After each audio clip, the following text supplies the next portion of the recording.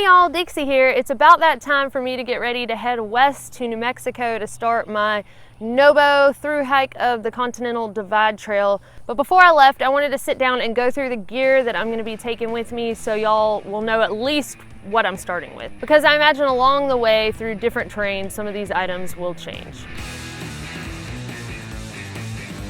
But before I get started, I just wanted to make it clear that I don't have any gear sponsorships. I don't accept gear for positive or honest reviews. You know, I don't do any of that. I'm not paid to tell you any of these items are great or to carry them with me. And I just wanted to make that clear because I know in the past on gear videos, people have suggested that I'm a walking billboard for certain companies, and I just want to let you know that that is not the case. All of this gear was selected by me because I think that it is great gear, and I either had folks donate it to me through my Amazon wish list or I purchased it myself. If you want more detailed information about any of the items I'm going to talk about, there is a lighter pack link in the video details, so you just click show more and it'll have a link to all of these items and you can see the weights of each of them. Starting with my Big 3 and my sleeping pad, I'm going to use the Z-Packs duplex tent again. I used it on the PCT and it did get some holes in Washington and maybe even before then,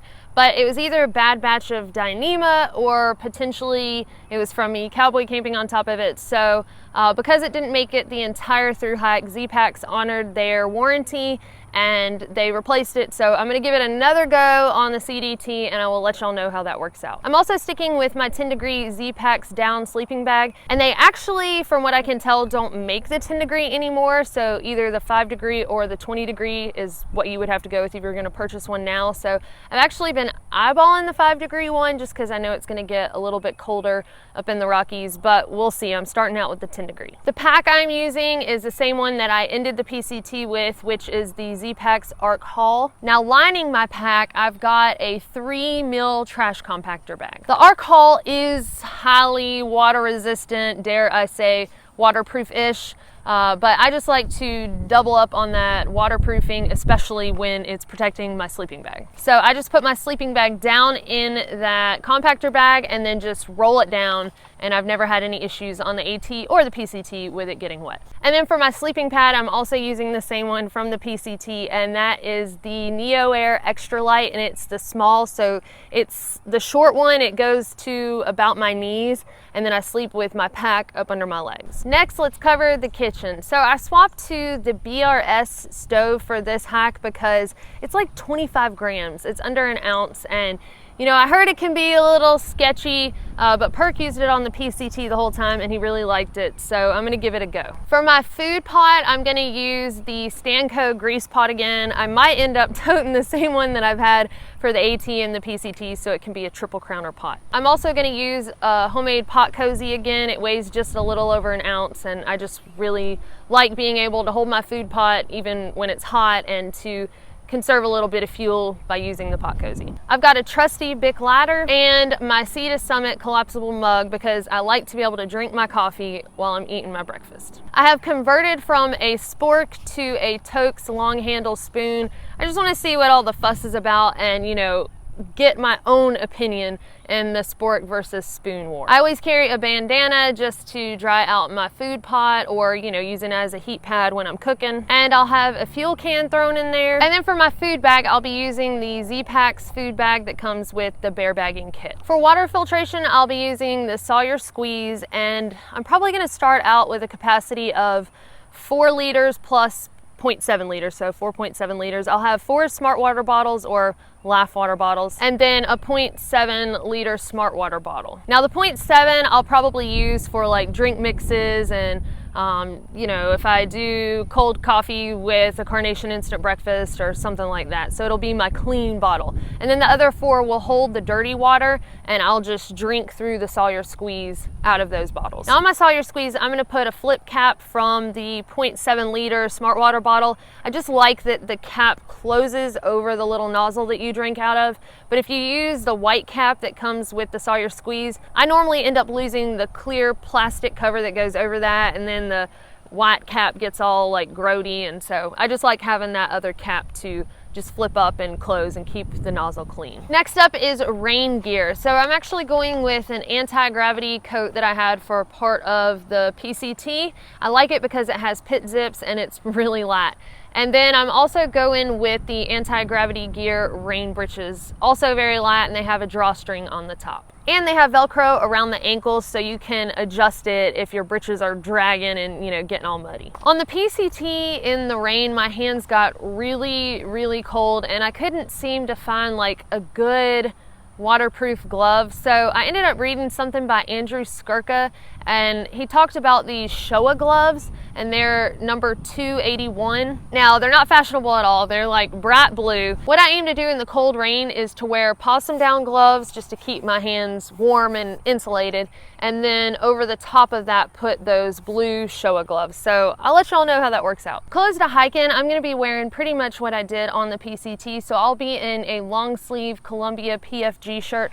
I like that because I can roll the sleeves down to protect my skin from the sun, but it's also well ventilated, so even though it might be, you know, hot in the desert, it's not just miserably hot wearing a long sleeve top. I'll be hiking in shorts, and the shorts I like to use are the Patagonia Barely Baggies. I've used that for my other 2 through hikes, and they're just pretty durable, especially if you're having to slide on your butt on rocks and things like that. To sleep in, because I'm really cold natured, I also have a long sleeve top from Arc'teryx. I like it because it's got kind of a high neck on it, not necessarily a collar, but so you can zip it up and kind of keep your neck warm, or to help ventilate a little bit, you can zip it down. And the inside of the shirt is kind of fuzzy like, and I just like that. Now, if you're a girl or a guy who has a longer torso and you never seem to find tops that are, you know, long enough, this one does seem to fit a little bit longer than, say, like a Smart Wool top. For leggings to sleep in, I also have the Arc'teryx brand of leggings. For undergarments, I am carrying a BCG sports bra. I get it from Academy Sports and Outdoors.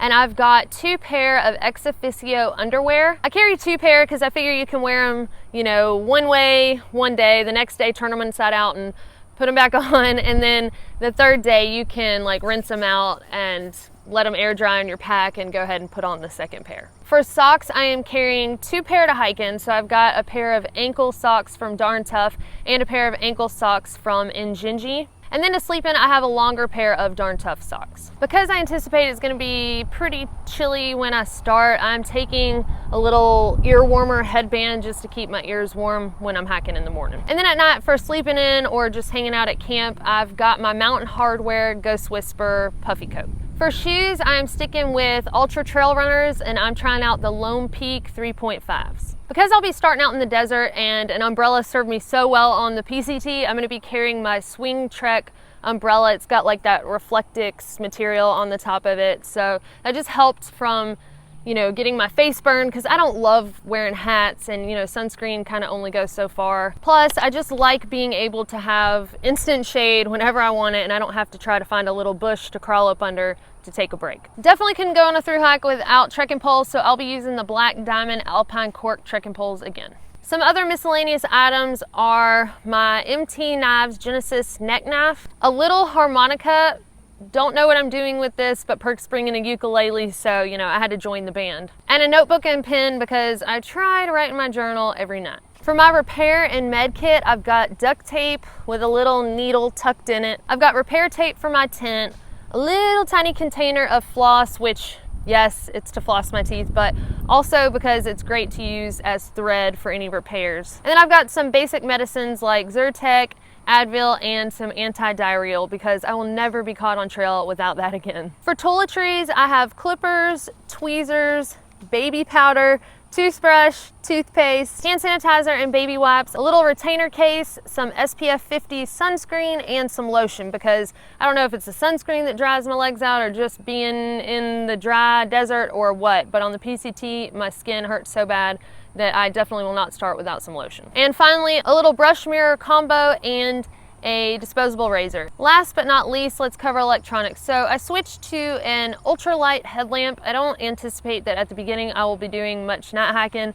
But if I do, then I'll probably swap back to my black diamond headlamp. I'm taking the 20,000 and 10,000 milliamp hour anchor chargers that I have. I've got various cords and bricks for charging, a Garmin InReach Explorer Plus, and finally I've got a pair of earbuds and then my iPhone X and iPhone X moment lens case. So if you're wondering, well then what moment lenses are you taking and what other video equipment? Well, you will see all of the video equipment in the video details because a lot has been added this year, because Aaron, who's been editing videos for a while, he did all of the PCT series and edited a while before that too, he is actually going to be joining me and Perk on the CDT. So we'll see how that goes, kind of collaborating together on both ends of recording the footage and also working on editing it together. So if you want to see all of the video equipment we'll be using, you can see that in the video details of this video and then